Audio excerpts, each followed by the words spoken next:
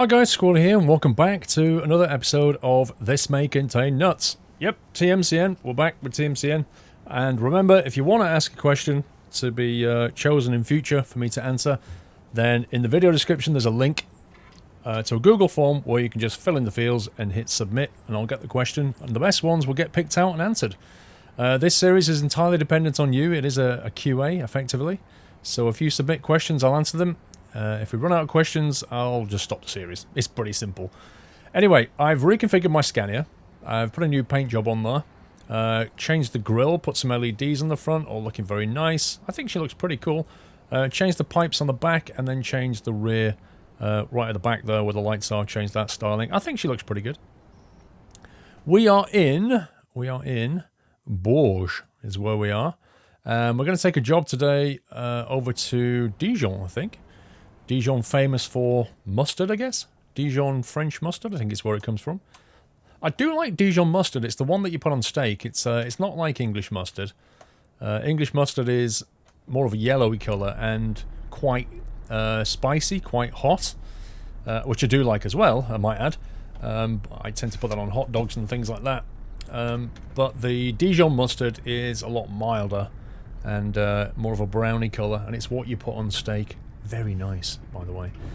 Okay, we're going here, which is Gomme du Monde. We're going to pick up a trailer, as you'll see in a second. Right, Jeff. And there it is. A 7-ton forklift from Bourges to Dijon. You can see we're going to go down south and then back up again. Not been to Dijon at all, so that's going to be a new experience. And our trailer should be on the left over here. I can see aircraft over there. See that? Which makes me think there must be an airport nearby. Yes, that's it. It's got an X in front of it. That's the one.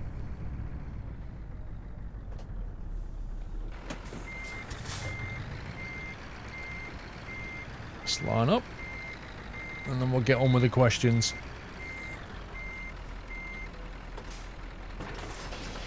Okay. There it is. Looking pretty good. Don't think we need beacons with this thing on. Doesn't look like it's over length. I can't see the signs on the back actually because of their stupid camera. Let me pull forward a bit. No, it doesn't look like it's overweight or oversized. It's not overweight, it's only 7 tons. It's not over length, not over width, so I don't think we need the beacons on. Right, let's get out of here. Pick up the first question. Which comes from Hugo Lil... How do you say this? Hugo Lilyedal. Hugo Lilyedal, I think. I do apologise, sir, if I got that pronunciation completely badly wrong. He says, hello, Paul Von Nutcracker. Paul Von Nutcracker, there's a new one. Do you think stuff like joysticks and steering wheels are worth the money? Hope you answer it. Yep, I'm about to answer it, bro. That's an interesting question. I picked this one out because obviously I play a lot of simulator games, as you know. And I do, you know, I have various bits of equipment that I've accumulated over the years. And it is a fair question. Do you think stuff like joysticks and steering wheels are worth the money? I know there's, you know, you guys out there, very, very varied in your opinion, obviously. Very varied in your amount that you can spend on simulator games, simulator add-ons, and simulator hardware, obviously. So, you know, for some of you, money's very tight, and you've got to make very good choices. For some of you, money's no object, probably, and you've got all the stuffs. That's life, isn't it? I think from my perspective... Wow, look at this forest. This is cool. Wow, this is awesome. From my perspective, to answer your question, because obviously I've got various bits of equipment, I can say to you, hand on heart, yes, they do matter. They do make a difference. The first sort of, I mean, I can go back years, many years of using flight simulators and having joysticks and that kind of thing. I mean, when this all very, very first kicked off back on my Atari, what was it, 2600 or whatever it was, with the little Atari stick, remember? Like the very basic, it was literally a stick on a square block with one red button. That's my kind of experience of a very first joystick. And then after that, we went through Kempston joysticks on the Sinclair Spectrum. You know, and things have evolved over the years. Now we're in the world of simulators, and you can get very complicated sticks. For example, the Thrustmaster Warthog is a controller which perfectly maps onto an A10, funnily enough, because the A10 is the Warthog, but equally is at home just in general in a flight simulator. And it's made out of metal, it's very heavy, and it's a beautiful piece of equipment. But it's also quite expensive. I mean, this thing retails at something like somewhere between £200 and £300, depending on where you shop. That's a lot of money, you know, for a throttle and stick. But equally, it's a very complete solution. If you're flying, if you do a lot of flying, it's an investment, and that's the key word here: investment. If you find yourself doing a lot of driving, either in Eurotruck, or perhaps in racing games or bus simulators, if you find yourself on the road a lot and you're really enjoying it, and you're sitting there playing with your Xbox controller or even on your keyboard and mouse, and you're thinking, should I get a wheel? Let me tell you, when you get a wheel, you won't go back. A wheel makes a very, very big difference to a game, particularly if you come from a keyboard, but even from a joystick or a controller, it will make a huge difference to your experience. And in that sense, you're going to get your money's worth out of it. If you're thinking, oh, I'll buy one for a laugh, I'll use it for a couple of hours and then it'll sit on the shelf. No, that's a really bad idea. You're not going to get a return on investment for that one. You're going to spend a lot of money, you're going to get very little time out of it, and there's no point. Don't do it for fun. It's pointless. But if you find yourself loving these games and playing them for many hours, and you know that you're going to play Eurotruck for the foreseeable future, you know that you're going to be looking at other simulators to drive in, bus simulators and farm sims, a wheel is a massive investment because you can use it across so many different driving sims. Likewise, you know, if you find yourself getting into flight simulation, you could start off with something like a Thrustmaster HOTAS X, which costs £30 to £50 and is pretty basic, but it will give you a stick, it will give you a throttle and a few buttons, and it will really make a difference to your flying. That's what I would suggest that you do. You know, I never had rudder pedals for 18 months of my flight sims. No rudder pedals. Instead, I was using a twist grip on the stick itself. That worked fine. I could do it. I didn't use that much rudder as a result. I would tend to use it, you know, to compensate for crosswind. But I wasn't, you know, I wasn't doing the more advanced stuff where you're watching the slip ball indicator and making sure that you're not slipping. I wasn't doing any of that. That came later. But I then bought myself some MFG crosswind rudder pedals, which are handmade by a guy in Italy, and they're like 300 quid, and you have to wait 2 months for them. I waited 2.5 months for mine. But my life, they are the best rudder pedals I've ever had. Do I get my money's worth out of them? Probably. I could use something else, but every time I fly, I have those rudder pedals now, and I'm using them. So in that sense, it was an investment. And they're built out of aluminium. They're going to last for a long, long time. Hopefully. So I would look at it this way. Look at your budget, how much you've got to spend, and then look at how many hours you spend in that particular game, and buy something that's going to give you a good return, you know, in terms of the price, your affordability, and how many hours you're going to spend using it.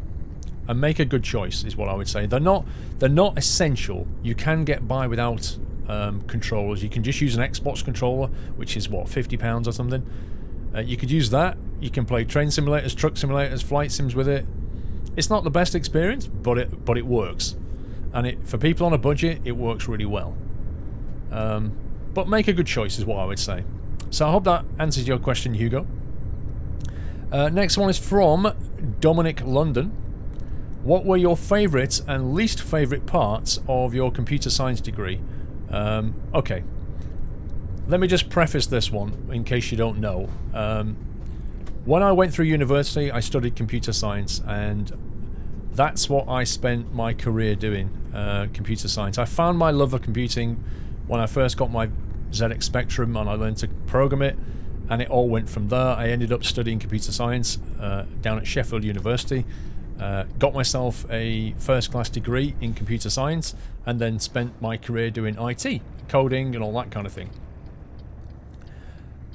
The question specifically is, what subjects did I enjoy when I did my computer science degree? I can tell you that the one I enjoyed the most, or the ones I enjoyed the most, were graphics, computer graphics, and operating systems. They are still very much a huge passion and interest for me. I love computer graphics. I know quite a lot about them, and it's what I studied. It's what I did my final year sort of dissertation in, computer graphics. I did a particle system simulator for fountains and fireworks and that kind of thing. And operating systems just fascinate me. The idea of multi-threaded programming, mutexes and locks, and how operating systems work fascinated me, and I absolutely love studying them. It also helped that my operating system teacher was just amazing, like one of the best lecturers there. So that really helped. The ones I hated the most were computer theory and the pure mathematics stuff. Now, the computer theory I just found to be utter nonsense. Like, almost everybody on the course was just baffled by the whole thing. And what the heck are we doing this for? What is it about? How is this going to apply in our career? Why, oh why, oh why? And I have to say, to this day, it is the thing that I least enjoyed, computer theory. It sounds like it should be good, but in practice it was utter nonsense. Pure mathematics is, you know, I went to university to do computer science. I didn't want to study mathematics. Pure maths is, it gets to a certain level with me, and then I'm done. And I thought I'd left it all behind with A-level maths, but when I went and did computer science mathematics, it was like a whole new level. We were doing calculus that was just frankly insane. And I thought, why am I even doing this? I'm never going to use it in the rest of my career. And I was right, I didn't. And to this day, it was at my limit of pure maths is what it was. It was right at my limit. And I was almost ready to throw in the towel on that particular subject, but I stuck it out and got through it. So they're the two that I least enjoyed. And I hope that answers your question, Dominic. It was graphics and operating systems I loved, theory and pure maths I didn't. Gareth Pecker says, the content of your YouTube channel has evolved immensely over the last 3 years. What direction are you likely taking it in the future? That's a very interesting question, Gareth, and one that I am going to answer in a future video. I want to look back over 2016 and reflect on what I've done, what the channel's about, where we're going with it all, and there's going to be some changes. I'm going to be sort of stopping doing a few things and focusing more on other things. I also have a second channel which kind of helps, and an editor that's going to help as well. So it's time to take stock for 2017, but I am going to cover that one in a separate video, Gareth. So I hope you don't mind, but I'm going to stall that one for another video. But I think you're right, it has changed over the last 3 years, definitely, and it will continue to change. I always consider it to be an evolution, you know, not just of me and what it represents, but of the gaming experience and the way things are going in PCs and simulators. I always consider it is going to evolve over time. I think if you stand still with anything, then you risk just rotting, quite frankly, and you have to keep moving and adapting all the time. But anyway, next question is from Matthew Gorman, who says, Paul, what is your opinion on Rainbow Six Siege? That's funny you should answer that question, Matthew. I think Rainbow Six is a game that I went and saw at Gamescom in 2015, I think it was. I put out a few videos on it and then never really picked it up properly. When it first came out, and to what it is now, 12 months later, it is a very, very different game. And I think it's just about coming of age. I have been playing it. I don't stream it and I don't YouTube it, but I play it in sort of spare time, in quotes, spare time. And I really enjoy it. I think it's an amazing game. I think it's the only game on the market where you kind of use destruction as a tool. You kind of make your own openings and shoot people. It's a fascinating game. Maybe, and I'm not saying I will, I'll put some of the content on the second channel, but I certainly won't be bringing Rainbow Six to the main channel because it wouldn't fit here. We're about simulators here. You may know that my background is, you know, I started the channel on Battlefield 3 and DayZ, so I very much have a first-person shooter background. It's still very strong in me to play first-person shooters, but I found myself, you know, less and less satisfied with shooters as time's gone on. Call of Duty is just, you know, I don't like those kind of click, shoot, die games. I don't like them. Battlefield was a real passion for me, but I don't like the direction that EA took things. So I kind of stopped playing it for those reasons. But Rainbow Six has kind of given me something that I'm very pleased to experience. It's an intelligent shooter, and I hope it's going to carry on to be better and better. I know Ubisoft are pushing it now for another year. They're kind of trying to get it into the esports scene, so I think it's here to stay. But it's something that I currently enjoy off stream, off camera, if you like. It's not something I put on my channel, but it's a great game, to summarise, is my opinion. Mike, otherwise known as Sawn97, says, do you think SCS will ever add high-risk deliveries to ETS2? 1 second, guys, I've just realised that I turned off the traffic. You're probably wondering why there's no traffic. I just realised that I turned off the traffic on the console a while back to do a screenshot, and I'm driving down here thinking, wow, these roads are quiet, and you're probably thinking, wow, these roads are quiet. Well, I can tell you, the roads are quiet because I turned off the traffic, you see. And I turned off the traffic so that I can get some screenshots for a previous video, and I forgot to turn it back on again. So, my bad. But, yeah, it's a developer console. You can access it by changing settings in your INI files, in case you're wondering. It's all documented on the internet. Are we going this way? I think we are. Dijon this way, yeah, we're going this way. Do you think SCS will ever add high-risk deliveries to ETS2 and or ATS anytime soon? No, I honestly don't. In fact, SCS are not really adding an awful lot to gameplay, I'll be honest with you, and it is kind of disappointing because I would like to see the gameplay in this evolve a lot. There's a lot I think they could and should be doing with this game, and they're just not doing it. Instead, they're focusing on things that earn money, DLC, you know, more maps and trucks and all that kind of stuff, and kind of adding little tiny bits of functionality to the game, but the core gameplay is not changing, and I think that's a big mistake ultimately, because it's like any game. The gameplay, if you want a game that stays, like some games come out and then they're a flash in the pan, a year later they'll bring out the next version of it, or 2 years later the next version of it, and that's fine. You don't change the core gameplay of those kinds of games. But Euro Truck is a game that's been out, what, nearly 4 years? And it's very much a game that is added to constantly, and the gameplay has to evolve, I think. It really does. Because there's a lot of very experienced drivers out there who are very, you know, not satisfied with the fact that we have essentially the same game as we had 3 or 4 years ago. That's my opinion, and therefore I don't think they'll add high-risk deliveries, because I think there's other things they could and should be adding instead. And since they're not adding things like, you know, stuff that's more simple to add, I don't think high-risk deliveries is going to be on their list. Because at the end of the day, with a high-risk delivery, you've got to ask, what would they do? I don't know, let's say you were taking acid and dynamite and then you tipped it. What would you expect to happen? You'd expect a bit of a disaster, right? Well, they're not going to ever code that. They don't even code crash damage onto the truck, so they're never going to add a high-risk delivery with any meaningful context, I don't think. Wow, I feel like I'm being attacked by cars in the right lane here. Griffin Stark, is it? Griffin Stark? Says, hey Paul, did you manage to build your channel how did you manage to build your channel successfully around simulators, namely ETS? Griffin, I'll be honest with you, it was something that evolved. It's like anything in life. You know, mountains don't appear overnight. They iterate and evolve and grow, and that's how they end up the way they do. And the same with my channel. It's no different. It didn't just start as a simulator channel overnight. It evolved into that. It started out as Battlefield, DayZ, and then I started to look for other things that I could play on my own, and Euro Truck caught my eye. I started to play that. People liked it. Euro Truck took off. People watched the videos, and then I started to do train simulators, and people enjoyed that.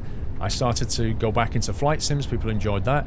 And then I just sort of took the decision, you know what, this should be my channel direction. I love simulators. People like watching it. Let's just focus the channel around simulators. And that's how it ended up that way.